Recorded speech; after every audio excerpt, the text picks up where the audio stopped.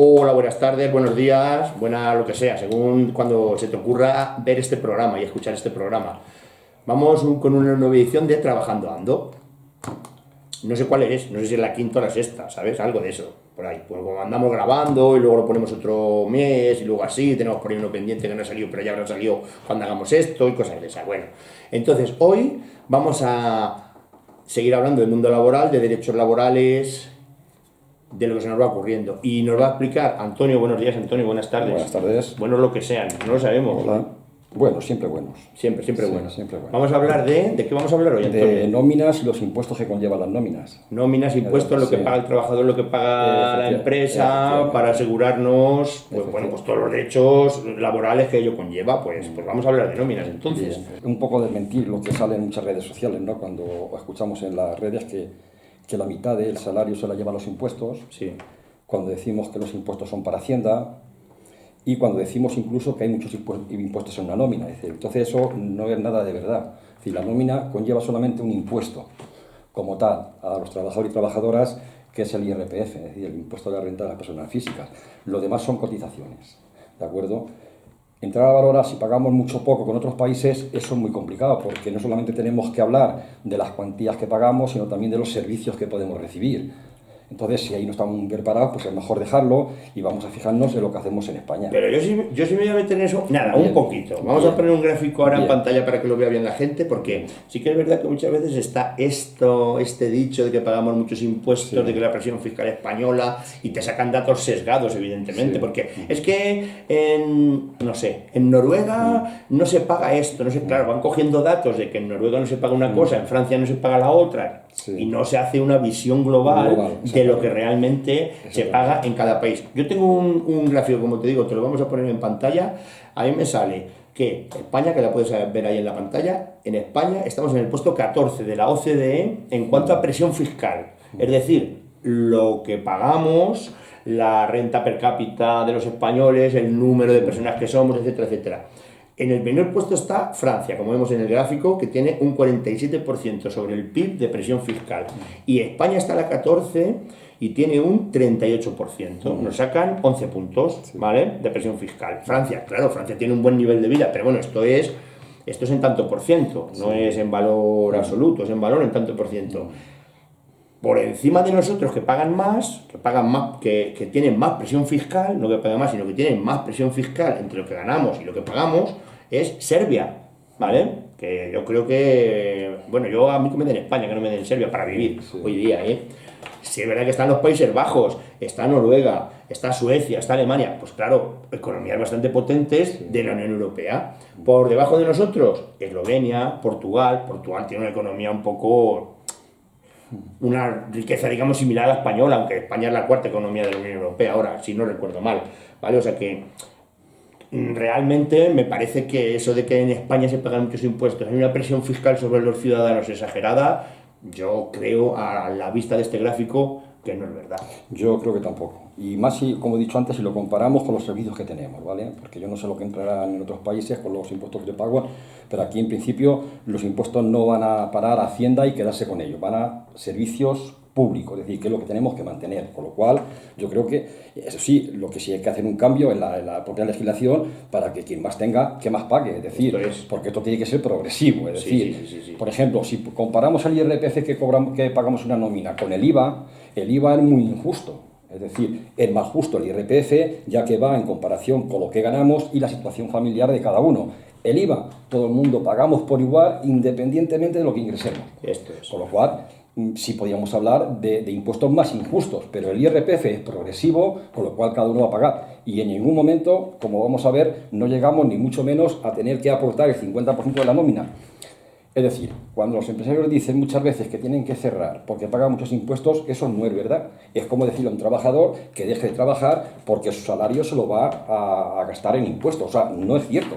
Es decir, cada uno tenemos que aportar según recibamos y según percibamos tanto de rentas per cápita como de rentas del trabajo como de otras rentas. Entonces, yo creo que hay que ser flexible.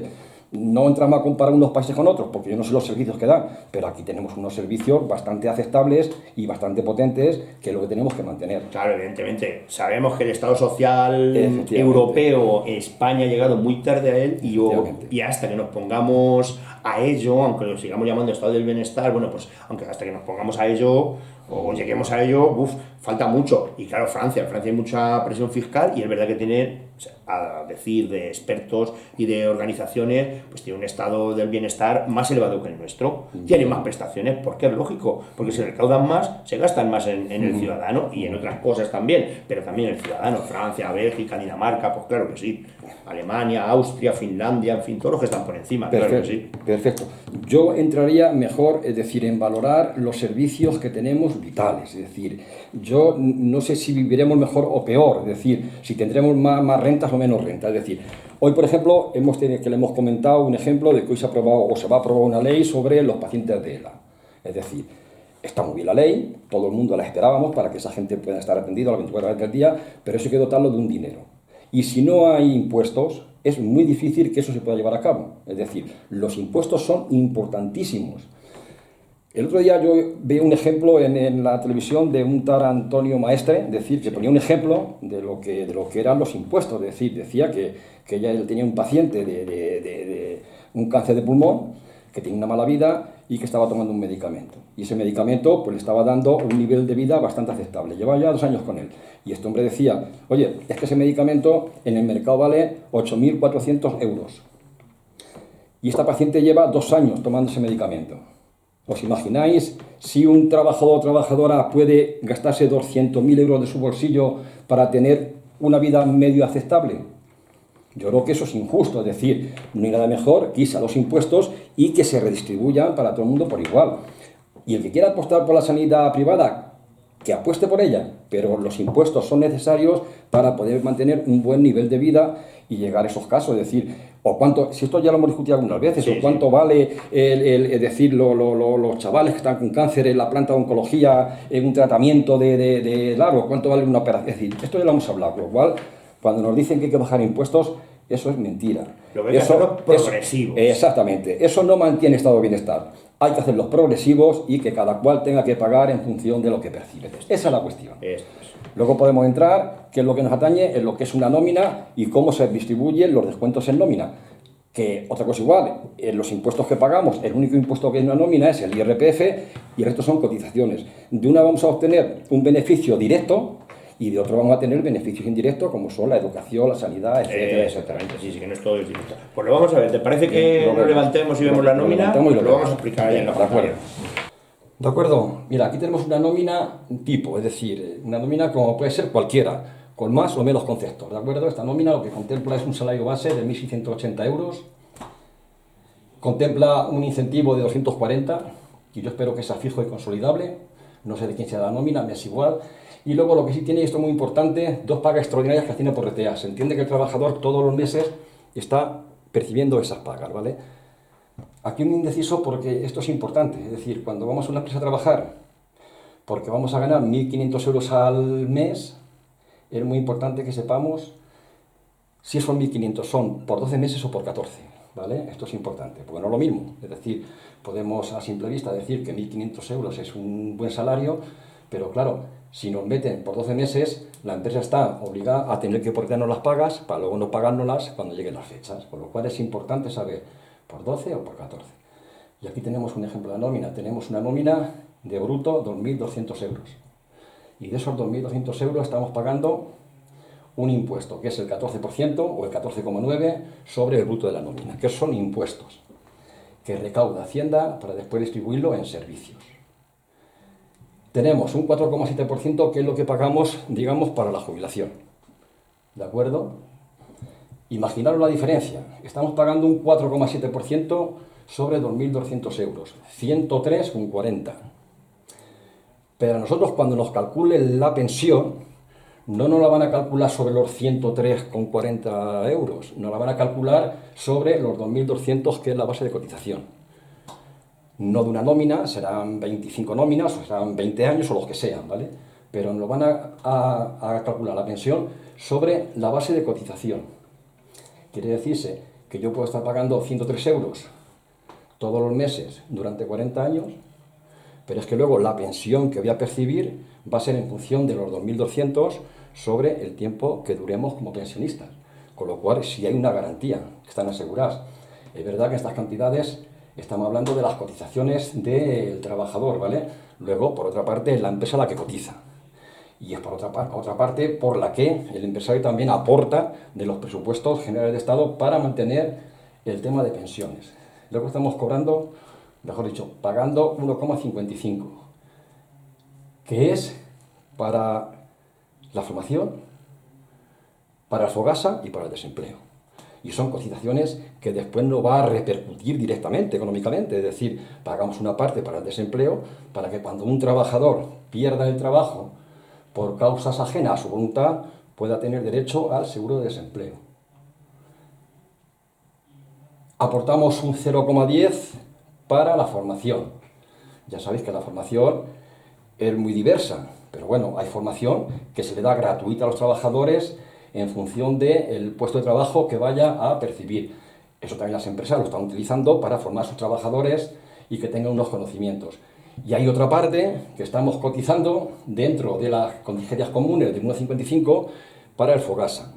El FOGASA es el Fondo de Garantía Salarial. ¿Cuándo nos beneficiamos del FOGASA? Cuando una empresa se pronuncia en insolvencia y así lo demuestra. Es decir, si una empresa quiebra y no tiene liquidez para poder pagar a sus trabajadores porque es insolvente, hay una parte de la indemnización que nos lo va a asegurar el FOGASA. Con lo cual, mirando la nómina, vemos que solamente hay un impuesto, que es el 14,9%, que es el IRPF. El resto son cotizaciones a la Seguridad Social. Imaginaros que nos vamos a un banco y nos hacemos un plan de pensiones. ¿Se podría decir que es un impuesto que vamos al banco? No. Tenemos que decir que yo me he hecho un plan de pensiones en un banco por la vía de lo privado. Con lo cual esto es lo mismo. Es decir, no se consideran impuestos aquello que va a parar a cotizaciones para el desempleo, para el FOGASA, para la formación y para la futura jubilación. ¿De acuerdo? Entonces, esto es como se desglosa una nómina. Cuando nos digan que hay muchos impuestos o nos digan que pagamos el 50%, pues mirad, no hay más que coger una nómina y comprobarla. Es decir, todos los trabajadores y trabajadoras tenemos nómina en nuestro poder. La comparamos y vemos como lo que dicen no es cierto. Con lo cual, esto es una nómina tipo y estos son los descuentos que tenemos. En ningún momento llegamos al 50%. Con diferencia, 4,7 más 1,55 más 0,10, 6,40, 6,45. Y el resto es el IRPF que pagamos en función de la cantidad que percibimos. Es verdad que luego esta cantidad que nos retiene, cuando llega el ejercicio de la renta, tenemos que meterlo por si nos han descontado de más que no lo puedan devolver.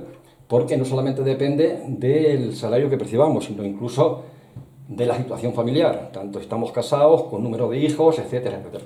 ¿Vale? Y esto es una nómina así de sencillo. Con lo cual, cuando nos digan que pagamos muchos impuestos o que tenemos muchos impuestos, es mejor comprobarlo antes que creérnoslo, ¿de acuerdo? Es mucho más sencillo. Fenomenal, Antonio. A mí me satisface la explicación. Perfecto.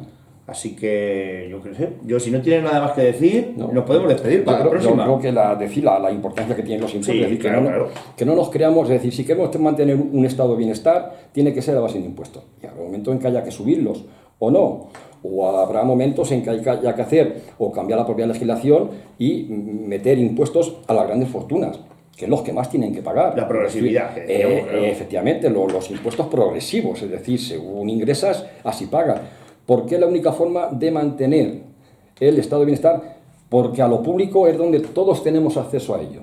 Luego, el que tenga dinero para decidir irse a otro sitio, pues que se vaya.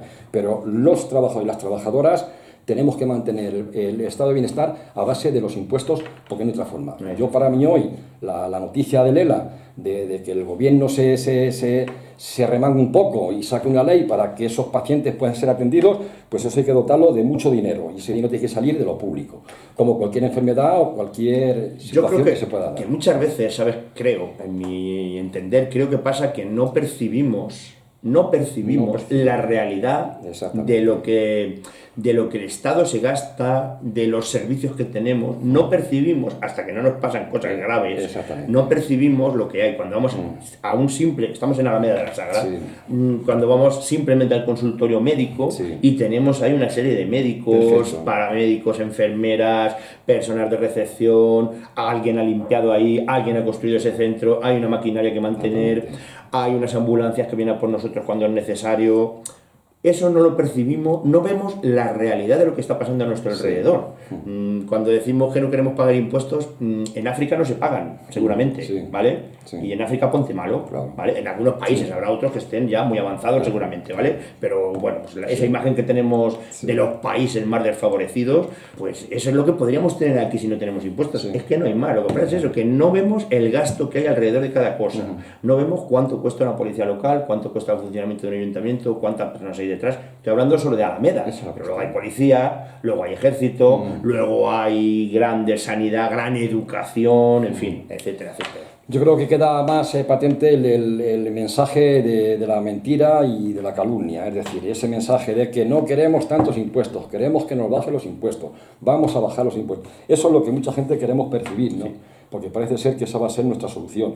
Y no es esa, es todo lo contrario. Es decir, quien está hablando de no pagar impuestos seguramente que serán gente, bueno, no gente, porque de verdad que luego los trabajadores caemos en medios, exactamente, y la clase media o los que se creen que son clase media, pues caemos en la trampa de que sí es verdad, que no podemos seguir así, que son muchos impuestos, pero es que los impuestos nos vamos a beneficiar de ellos, o bien directamente, como son las cotizaciones, o bien indirectamente, como son el IRPF, que va a parar a servicios públicos. Otro bulo, mira, antes de despedirnos, otro bulo que circula por ahí siempre, no es que sea un bulo, es, bueno, un mito, lo llamaría yo un mito, que es que si tengo 2 pagadores al final voy a pagar Hacienda, no voy a coger eso porque es que van a tener... Que eso no tiene nada que ver, que tengas 2 pagadores o 3, no te influye en el dinero que has ganado. Claro, si con ese segundo pagador vas a subir a un escalón más, en el tramo, ya vas a subir un tramo, eso es otra cosa. Pero si no llegas, no llegas. No por el hecho, a ver, no es por el hecho de tener 2 pagadores. Me explico, es decir,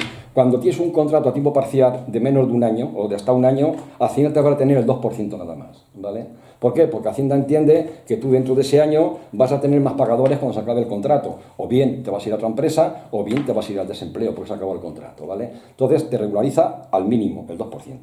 ¿Qué ocurre? Que no me ha descontado lo suficiente. Ahora bien, ¿cuándo me obliga? Cuando tengo 2 pagadores. Pero no solamente 2 pagadores trabajando, sino que puedo tener un pagador que he tenido y se acabó el contrato y me puedo ir al desempleo y también es un pagador. Claro. Es decir, o estoy de baja y me está aportando mi baja responsabilidad, también es un pagador, con lo cual estoy obligado a hacerla y ahí es cuando tenemos que regularizar y efectivamente lo que no me han quitado durante ese transcurso, que me han quitado el 2% nada más, pues puedo suponer que tenga que devolver a Hacienda. No es que Hacienda se quede con dinero, es que no me han descontado en su momento. Ahora bien, cuando ya te hacen un contrato estable, pues ya la empresa está obligada a regularte el IRPF conforme está. Que el IRPF nunca está bien regulado al 100%, es decir, porque, no sé... Es decir, a los pensionistas, yo por ejemplo soy pensionista, a mí me ha estado quitando un 16%. ¿Qué ocurre? Que me ha quitado 1,5 puntos o 2 puntos por encima de lo que tenía que quitar. Bueno, pues cuando ya he ajustado con Hacienda, que ya se quita renta, pues me ha devuelto esa cantidad, porque lo había pagado de más, es natural. Pero no por el hecho de tener 2 pagadores, porque cuando tenemos 2 pagadores, Hacienda me está quitando, o sea, la Hacienda me está quitando el 2% nada más. Te retiene menos. ¿Qué es el mínimo? ¿Qué es el mínimo? Es el mínimo que se puede. Entonces, claro, ingresar más también en ese momento. Cuando a lo mejor tenía que ser un 8, un 9, un 10%, esa es la diferencia. Es decir, hay unas tablas que hay unas tablas porque cada persona tiene una situación no es solamente porque 2 pagadores, sino porque no me han descontado y yo tengo 2 pagadores, estoy obligado a hacerla y es cuando tengo que regularizar con la Hacienda. Perfecto. Bueno, pues si quieres nos despedimos, Antonio. Y hasta otro día, claro. Hasta otro día y muchas gracias. Saludos, hasta luego. Nos vemos.